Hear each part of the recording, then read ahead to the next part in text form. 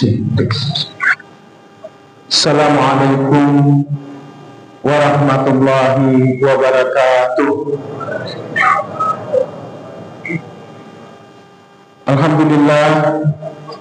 Alhamdulillahilladzi ja'ala syahra ramadhana syahra siyam alladzi unzila fihi al-Qur'an hudan lin-nasi wa bayyinatin minal huda wal furqan. Asyhadu an la ilaha illallah al-malikul haqqul mubin wa asyhadu anna Muhammadan abduhu wa rasuluh shadiqul wa'dil amin. Allahumma fassalli wa sallim ala habibina wa syafi'ina wa maulana Muhammadin wa ala alihi wa sahbihi wa sallam. Alhamdulillah, begitu barangkali kata yang paling pantas kita ucapkan, sebab di malam kedua tarawih ini, kalau mau melihat ujung ujung kelihatan sudah senyum-senyum. Berbeda sekali dengan mukanya tadi di waktu asar. Salam dan salawat kita limpahkan kepada junjungan kita Nabiullah Muhammad SAW, yang berkat tuntunan beliaulah, tuntunan puasa yang beliau perlihatkan kepada kita, yang beliau contohkan pada kita, yang kita jalani dan kita menikmati kehidupan yang sejuk seperti sekarang ini. Kaum muslimin muslimat jamaah tarawih yang insya Allah dirahmati Allah, ini memang Ramadan unik. Uniknya, pertama, bulan Ramadan ini dinantikan. Kita biasa mendengar doa-doa, itu masih di bulan Rajab. Orang sudah berdoa, Allahumma barik lana fi Rajab wa Sya'ban wa ballighna Ramadan. Ya Allah, berkahilah kehidupan kami di bulan Rajab dan Sya'ban. Dan ya Allah, pertemukan kami dengan bulan suci Ramadan. Ini luar biasa sekali. 2 bulan sebelumnya orang sudah minta. Bahkan ketika Ramadan berlalu, itu di doa-doa akhirnya di salat Id, itu semoga Allah masih mempertemukan. Makanya tidak heran ketika masuk Ramadan, kita baru buka puasa, itu di Facebook, di WA sudah ada hore 29 hari lagi Lebaran. Wih, masih lama. Itu karena kegembiraan. Padahal di lain sisi ada orang atau banyak orang itu yang merindukan sebenarnya begitu tahu kemuliaan Ramadan, selalu mengharapkan bagaimana Ramadan itu hadir di tiap bulannya. Lau ya'lamu ummati ma fi ramadana la tamannau as-sanata kullaha Ramadan. Seandainya umatku tahu kelebihan dari bulan suci Ramadan itu, dia akan berharap seluruh bulan itu menjadi bulan suci Ramadan. Sekarang pertanyaannya, kenapa Ramadan itu begitu ditunggu? Apa anjur rahasianya? Begitu orang tua tadi dulu bilang, apa anjur rahasianya? Kenapa begitu ditunggu sekali? Untuk orang Arab, begitu mendengar kata-kata Ramadan, itu terbayang di pikirannya manusia yang penuh dosa, kemudian masuk di satu tempat seperti pencucian mobil, dicuci bersih, kemudian dilap, dibersihkan, kemudian jalan kembali. Segar tidak bapak-bapak ibu kalau dipikirkan seperti itu? Yakin segar. Mobil dengan muatan yang besar, sampah, kemudian masuk di satu tempat, dibakar habis itu sampah, kemudian dibersihkan dan dibiarkan jalan. Kencang tidak? Kencang. HP yang penuh dengan file sampah, begitu di-cleanse, begitu dibersihkan semuanya, di-delete yang tidak perlu, lancar masuk semua informasinya. Begitu sebenarnya penggambaran dari Ramadan. Ramadan itu artinya panas yang membakar. Jadi begitu enaknya kalau manusia yang tempatnya salah dan dosa kemudian dipertemukan dalam bulan suci Ramadan, itu kemudian dibersihkan, kemudian keluar dari bulan suci Ramadan itu seperti bayi yang terlahir kembali. Dan kalau itu yang terjadi, tidak ada tempat kecuali setelah itu ketika kita wafat, kecuali dari surganya Allah Subhanahu wa taala. Oleh sebab itu orang begitu gembira bertemu dengan Ramadan, sebab yakin bahwasanya di Ramadan ini bulan kasih sayang Allah. Bapak Ibu serta anakku sekalian, tahun lalu itu kita biasa mendengar begini. Ibu-ibu saja kalau ditarik telinganya anaknya mengamuk.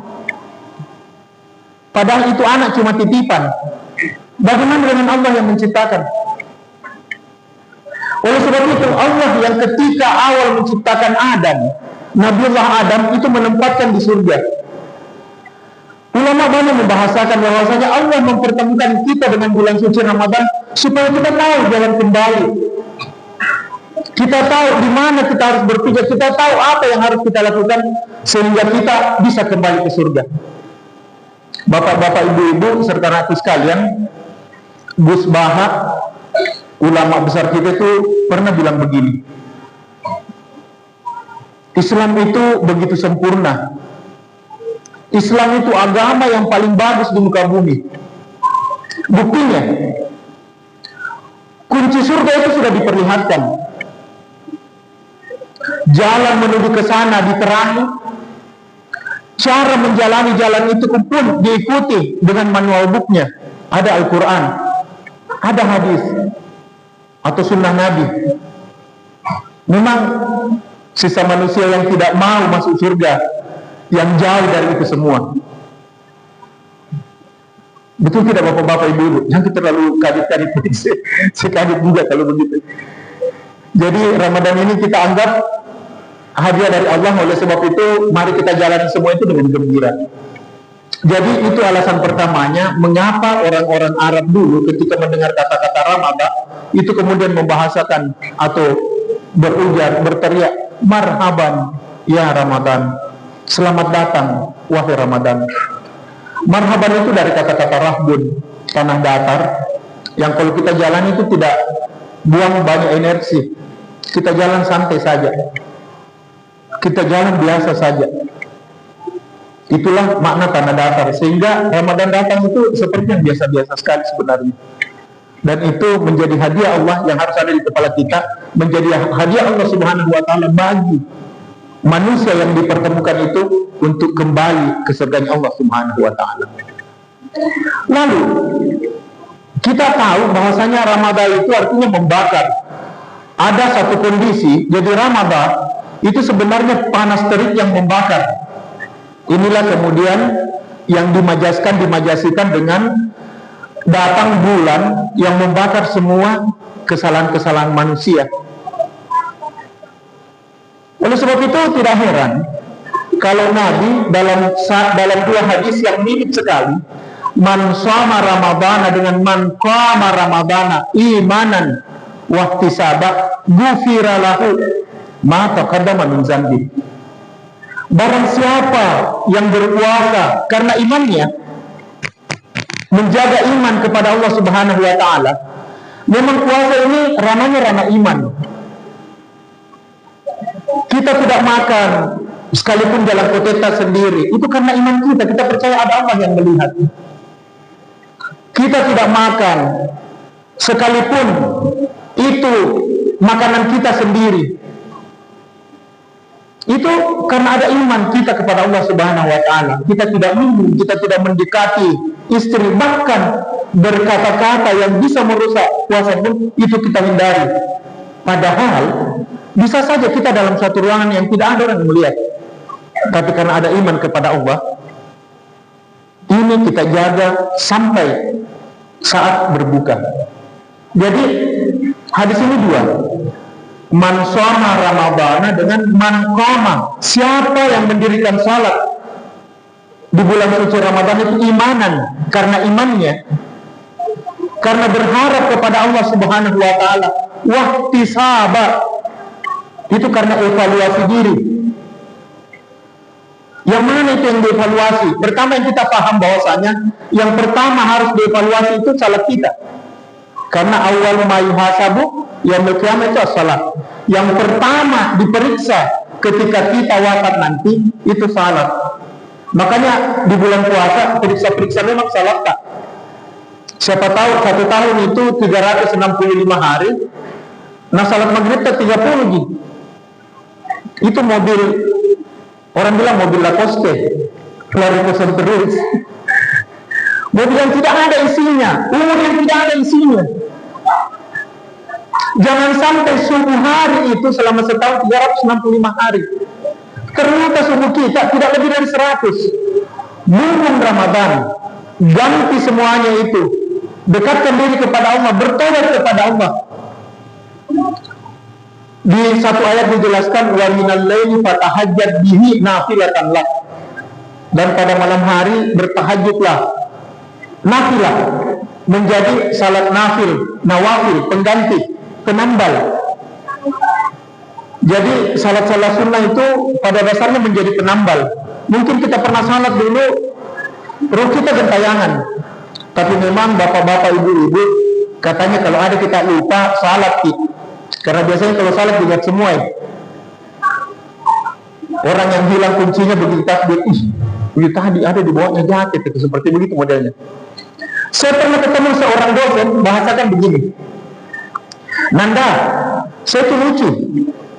Saya bilang, kenapa Ki? Ada apa dengan? Saya ini dosen, sebentar saya mau menguji. Lucunya, kalau saya sudah mulai takbir sampai tahiyat, saya sudah terus sebentar akan saya mau tanyakan mahasiswa. Saya bayangkan. Jadi saya memang, jadi kalau begitu, kalau kita mau mahasiswa salat dulu. Tapi masalahnya konsentrasinya yang buyar kemana-mana.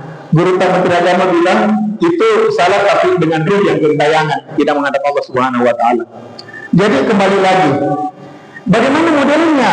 Bahwasanya Ramadan itu membakar kesalahan, membakar dosa-dosa. Yang itu tadi, man shoma Ramadana imanan wa ihtisaban.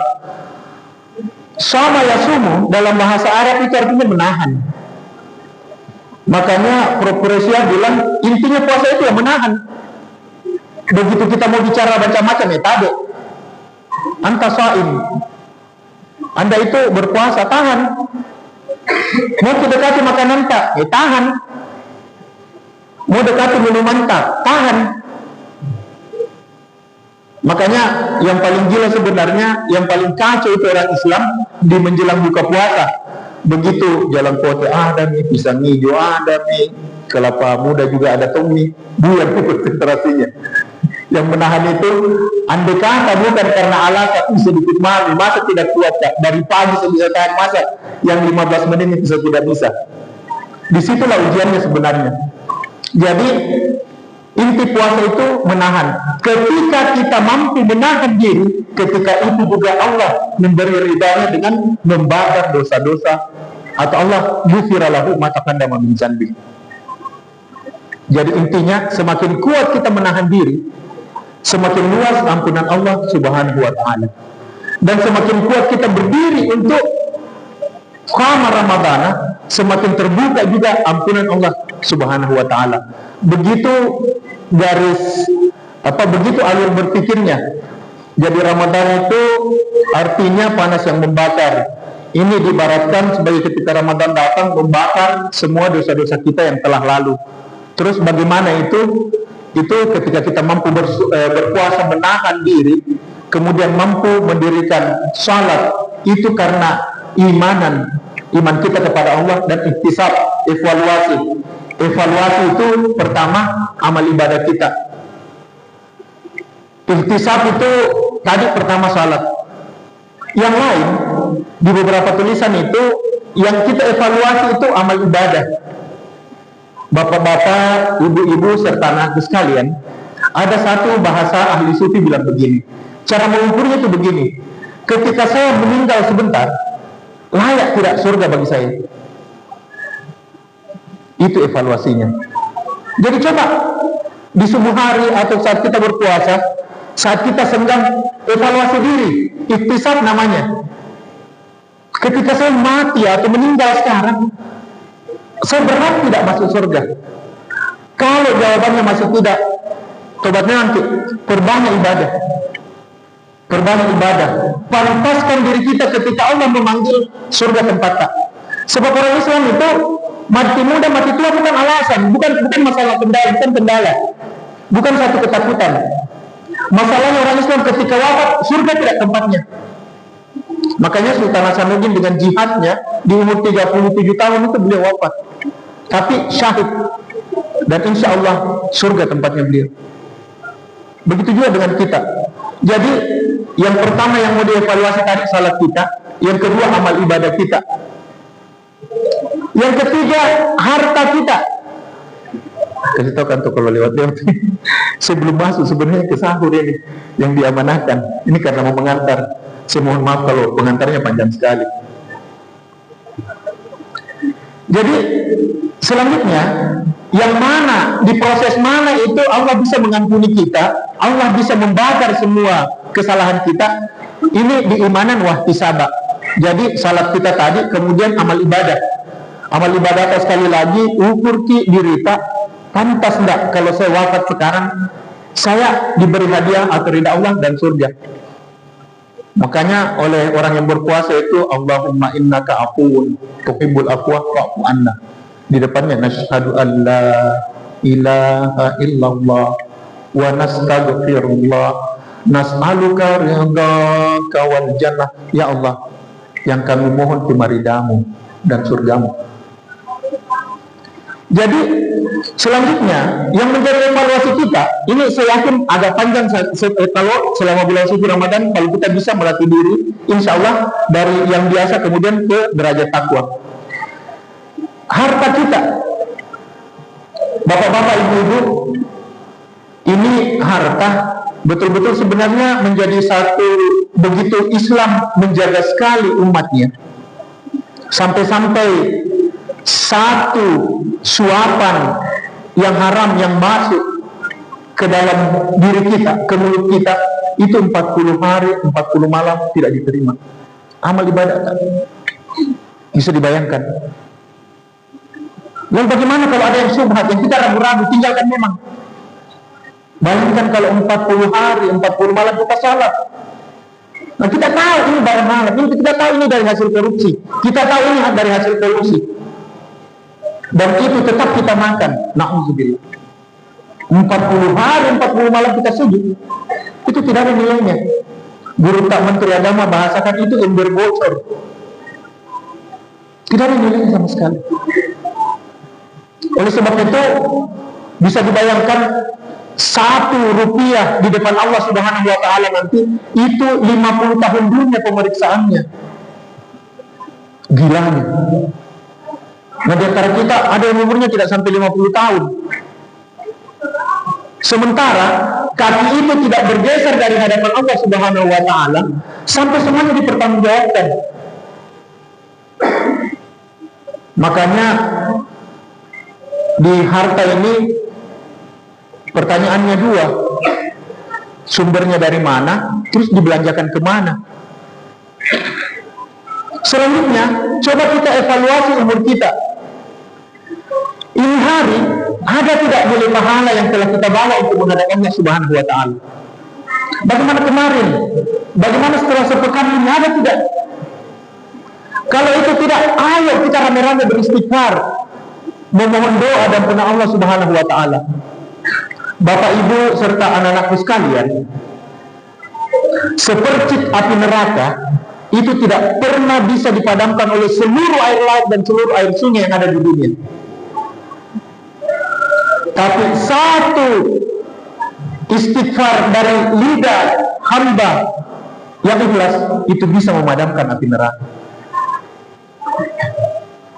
Jadi kalau itu ada, ini yang namanya ihtisab. Ini namanya ihtisaban, yang semakin kita beriltisab, semakin kita merasa ada kesalahan di mata Allah Subhanahu wa ta'ala, semakin kita memohon ampunan Allah Subhanahu wa ta'ala, saat itu juga ghufira lahu, Allah mengampuni dosa-dosa kita yang telah lalu. Untuk umat manusia, tempatnya salah dan dosa. Tempatnya salah dan dosa. Apalagi yang kita harap ketika Allah sudah memberi ampunan ridhanya kepada kita. Tidak ada lagi yang kita harap. Oleh sebab itu, mari jadikan itu menjadi tujuan dari hidup kita, mencari ridha Allah. Ramadan ada di depan mata kita. Sekalipun tidak ada yang bisa menjamin kita masih bisa sampai di akhir Ramadan dan bertemu dengan Idul Fitri. Kembali kepada fitrah. Oleh sebab itu, bapak-bapak serta anak sekalian, begitu alur berpikirnya Ramadan, panas yang membakar, prosesnya itu ketika manusia mampu mansama Ramadana imanan wa ihtisaba, ketika manusia mampu manqama Ramadana imanan wa ihtisaba, berpuasa, mendirikan salat karena imannya, dan ihtisab, evaluasi dirinya, evaluasi salatnya, evaluasi amalnya, evaluasi umurnya, evaluasi hartanya, itu kita laksanakan, ghufira lahu ma taqaddama min dzambi. Yang terakhir, kata Allah, as-saumu li wa ana ajzi bihi. Puasa milikku, kata Allah, dan saya yang akan membalasnya. Bapak-bapak serta anak-anakku sekalian, jika ada kata-kata Allah, ini pernah menjadi perbincangan, pernah menjadi dialog diskusi yang besar.